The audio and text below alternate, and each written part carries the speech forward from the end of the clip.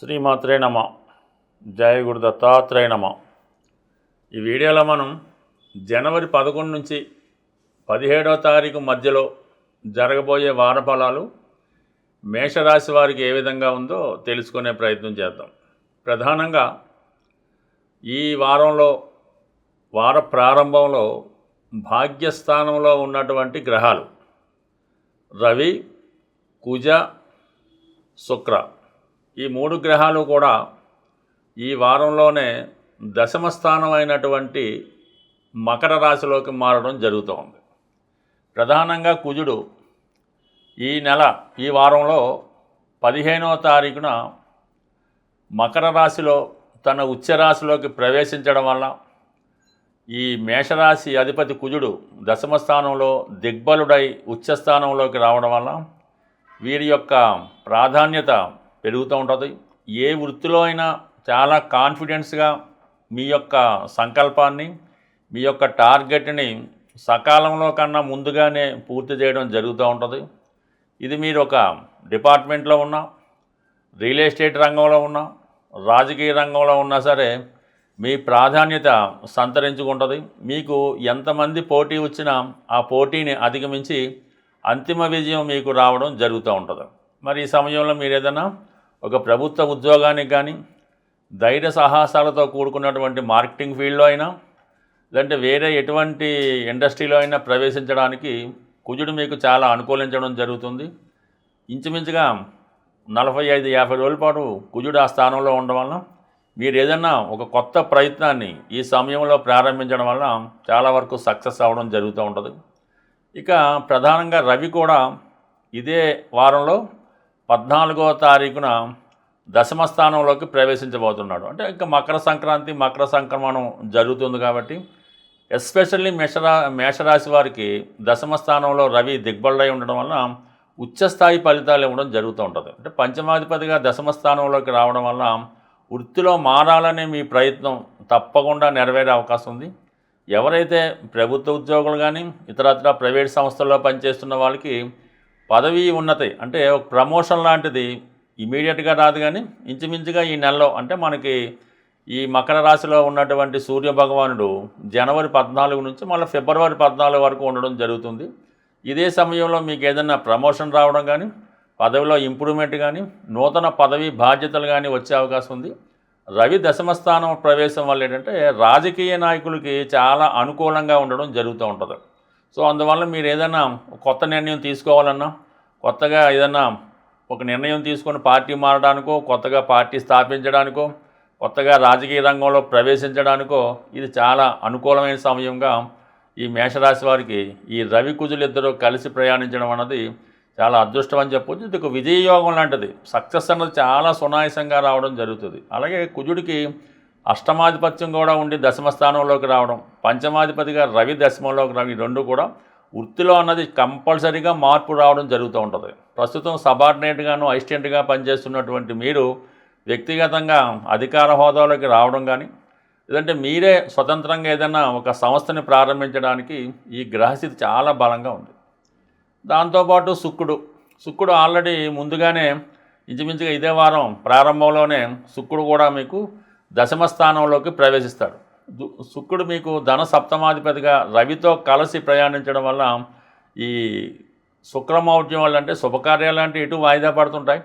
But కానీ ముఖ్యంగా ఆర్థిక పరంగా చాలా టైట్ ఏర్పడుతూ ఉంటుంది. ముఖ్యంగా ఏంటంటే భార్యాభర్తల మధ్య వివాహ సంబంధాలకు చాలా వరకు ఇబ్బంది పెడతా ఉంటాయి. ఇద్దరిలో ఎవరో ఒకరికి అనారోగ్య కారణం వల్ల, ముఖ్యంగా భార్యకి అనారోగ్య కారణం వల్ల అయితేనే, వేరే కారణాల వల్ల అయితేనే కొద్దిపాటి అభిప్రాయ భేదాలు, ఇబ్బందులు, సమస్యలు లాంటివి వచ్చే అవకాశం ఉంది. అలాగే పార్ట్నర్స్ వ్యాపారం చేస్తున్నవారు, ఇతరులతో కలిసి వ్యాపారం చేస్తున్నవారు ఈ సమయంలో దాని నుంచి విడిపోవడం కానీ, స్వతంత్రంగా మీరు బయటికి రావడం కానీ జరిగే అవకాశం ఉంటుంది. మొత్తం మీద ఏంటంటే ఈ భార్యాభర్తల అనుకూలత కొంతవరకు ఇబ్బంది పెడుతూ ఉంటుంది. ఇక ప్రధానంగా బుధగ్రహం 9వ స్థానంలో ఉండడం వల్ల కొత్త అవకాశాలన్నీ మీకు చాలా వరకు రావడం జరుగుతూ ఉంటుంది. విద్యార్థులకి ఇది చాలా మంచి ప్రయోజనాన్ని తీసుకురావడం జరుగుతూ ఉంటుంది. బట్ ఏదైనా ఇప్పుడు ఉన్నటువంటి గ్రహస్థితి ప్రకారం ప్రధానంగా ఈ శని భగవానుడు 12వ స్థాన సంచారం అన్నది ఈ రాశి వారి మీద ఆర్థికపరమైనటువంటి ఒత్తిడి ఎక్కువగా రావడం జరుగుతూ ఉంటుంది. ఏదో విధంగా పెట్టుబడి పెట్టమని, ఏదో ఒకటి కొందామని, లేదంటే ఏదో దానికి చేద్దామనే ఉద్దేశంతో ధన విషయంలో ఎక్కువ ఒత్తిడి ఎదురవుతూ ఉంటుంది. ఏమాత్రం పొరపాటుగా నిర్ణయం తీసుకున్నా ఆర్థికపరంగా ఇబ్బందులు ఎదుగుతాయి. కాబట్టి ఈ సమయంలో మీరు ఏదైనా ఇన్వెస్ట్మెంట్స్ చేసినా, ఎవరితో కలిసి వ్యాపారం చేసినా, ఎవరికి రుణం ఇచ్చినా, సహాయం చేసినా చాలా జాగ్రత్తగా నిర్ణయించుకోవాల్సింది. ఎందుకంటే ఇప్పుడు పెట్టిన పెట్టుబడి లాంగ్ టర్మ్ ఇన్వెస్ట్మెంట్గా అంత తొందరగా తిరిగి రావడం కష్టమవుతుంటుంది. కాబట్టి ఈ విషయాన్ని ఆలోచించి నిర్ణయం తీసుకోవడం మంచిది. గురువు యొక్క అనుగ్రహం తృతీయ స్థానం నుంచి భాగ్యస్థానం మీద రావడం వల్ల విదేశ ప్రయాణాలు చేస్తున్న వారికి, పుణ్యక్షేత్రాలు దర్శిద్దాం అనుకున్న వాళ్ళకి ఇది చాలా అనుకూలంగా ఉంటుంది. సాధారణంగా మనకి ఎన్ని అర్హతలు ఉన్నా ఒక పెళ్లి ప్రయత్నం చేస్తున్నప్పుడు ఆ పిల్లవాడికో అమ్మాయికో వివాహం జరగకపోవడం, అలాగే ఎంత గట్టిగా ఉద్యోగ ప్రయత్నం చేసిన ఉద్యోగం రావడానికి ప్రధాన కారణం మీ జాతకంతో పాటుగా మీరు నివసిస్తున్నటువంటి గృహం కూడా ఇది కారణం అవుతూ ఉంటుంది. సాధారణంగా ఉత్తరం వైపు సింహద్వారం కలిగినటువంటి వ్యక్తులు ఆర్థిక పరంగా చాలా అనుకూలంగా ఉన్నప్పటికీ కూడా ఏ విధంగానైనా ఉత్తర భాగంలో ఇబ్బంది కలిగినప్పుడు తొందరగా వివాహాలు అన్నవి జరగకుండా ఇబ్బంది పడుతూ ఉంటారు.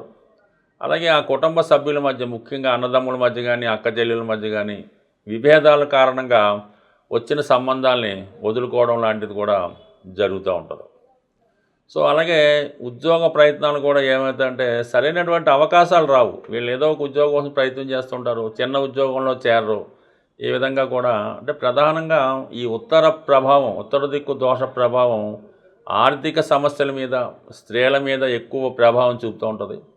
అటువంటి ఉత్తర దిక్కు సమస్యలు ఉన్నవారు వెంకటేశ్వర స్వామిని బుధవారం రోజు అర్చించడం వల్ల, పూజించడం వల్ల ఇటువంటి వాస్తు దోషాలు సరయ్యే అవకాశం ఉంటుంది. ప్రధానంగా ఆగ్నేయప్రదంగా దోషం ఉన్నప్పుడు ఆ ఇంట్లో యజమానురాలికి, అంటే ఎవరైతే మెయిన్గా యజమానురాలు ఉంటుందో ఆమెకి స్త్రీ సంబంధించినటువంటి వ్యాధులు, గర్భకోశ వ్యాధులు లాంటివి రావడం వల్ల కొంతవరకు ఫిజికల్గా ఎప్పుడూ అనారోగ్య సమస్యలతో బాధపడుతూ ఉంటారు.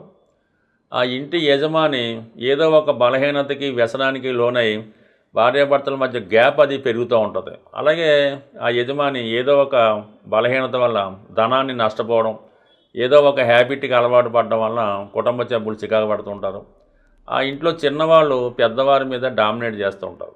అందువల్ల ఈ ఆగ్నేయ దోషం ఉన్నవాళ్ళు, అంటే ఆగ్నేయంలో అయినా ఉండకూడని ఉన్న ఇబ్బంది ఉన్నా అది ఇబ్బంది పెడుతూ ఉంటుంది. ఆగ్నేయ దోషం ఉన్నవాళ్ళు అంటే ఆగ్నేయ భాగంలో, మీ యొక్క ఆగ్నేయ భాగంలో ఎప్పుడూ వెలిగే విధంగా ఒక ఎరుపు రంగు లైటు 24 ఎలిగేలా పెట్టుకుంటే ఆటోమేటిక్గా ఆగ్నేయ ప్రభావ దోషం తొలగి కొంతవరకు ఆ కుటుంబ సభ్యుల మధ్య సఖ్యత ఏర్పడుతూ ఉంటుంది.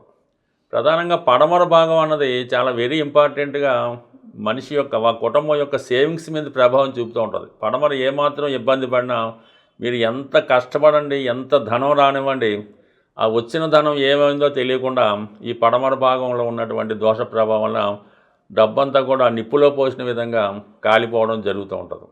ఈ పడమర దిక్కు వాస్తు దోషం పోవాలంటే కంప్లీట్గా మీరు హనుమాన్ ఆంజనేయ స్వామిని పూజించవలసి ఉంటుంది. ప్రతి మంగళవారం ఆంజనేయ స్వామిని తమలపాకులతో పూజించడం వల్ల మీ కుటుంబంలో సేవింగ్స్ అవి పెరుగుతూ ఉంటాయి. కొంతమందికి ఏంటంటే ఎంత ట్రై అయినా కూడా డబ్బు అప్పు దొరకదు, లోన్, అది ఏదో మంచి ప్రాజెక్ట్ ఉంటుంది, ఆదాయపరంగా ఉంటుంది, దానికి తగ్గ సెక్యూరిటీ కూడా ఉంటుంది, అయినప్పటికీ కూడా ఈ బ్యాంకులు రిజెక్ట్ చేస్తుంటాయి. క్రెడిట్ స్కోర్ బాగాలేదనో, ఎప్పుడు ఏదో జరిగిందనో, ఈ వాయువ్య దోషం వల్ల ఇటువంటి బ్యాంక్ లోన్స్ లభించవు. అలాగే చిన్న సమస్య కూడా పెద్ద జరుగుతూ ఉంటుంది. ఈ పెళ్ళిళ్ళు కూడా చాలా వరకు ప్రేమ వ్యవహారాల వల్ల, ఇల్లీగల్ కాంట్రాక్ట్స్ వల్ల పెళ్ళిళ్ళు కూడా వాయిదా పడుతుంటాయి. ఈ వాయువు దోషం ఉన్నవాళ్ళు సోమవారం రోజు చంద్రుడికి సంబంధించిన పరిహారం చేసుకుంటే, అంటే శివుడికి ఆవు పాలతో అభిషేకం చేసుకోవడం వల్ల కానీ, పంచదారతో శివుడికి సోమవారం రోజు అభిషేకం చేయడం వల్ల రుణం తొందరగా లభించే అవకాశం ఉంది. అంటే రుణం లభించడం కూడా ఒక అదృష్టమే. ఎందుకంటే ఎంతో పెద్ద పెద్ద పనులు ఈ సమయానికి ధనం లేక ఆగిపోతూ ఉంటాయి. సంపాదన ఉంటుంది, షూరిటీ కూడా ఉంటుంది. బట్ ఏదైనా గృహంలో ఉన్నటువంటి ప్రతి సమస్యకి దాన్ని పడగొట్టడమే కాకుండా ఈ కొద్దిపాటి టెంపరీ పరిహారాలతో మీ వాస్తు దోషాలను కూడా సరి చేసుకోవచ్చు. అవి ఎంతవరకు టెంపరీగానే పనిచేస్తాయి. పర్మనెంట్ వాస్తు దోషాలు ఉన్నప్పుడు మాత్రం దాన్ని రిమూవ్ చేసుకుంటేనే పని జరుగుతుంది తప్ప ఊరికే పరిహారం కొన్నాళ్ళకి పనిచేయదు. ప్రధానంగా టాయిలెట్లు ఉత్తర భాగంలో కానీ తూర్పు భాగంలో ఉన్నప్పుడు ఆ కుటుంబం నెమ్మదిగా ఆర్థిక బలహీనతకి పతనం అవడం కూడా జరుగుతూ ఉంటుంది. ఇటువంటి ఏమన్నా ఉన్నప్పుడు కంప్లీట్గా రిమూవ్ చేయవలసి ఉంటుంది. కొన్నాటికి చిన్న చిన్న పరిహారాలతో సరి చేసుకోవచ్చు. ఏదన్నా మన పని బట్టి ఫలితం ఉండడం జరుగుతూ ఉంటుంది. స్వస్తి.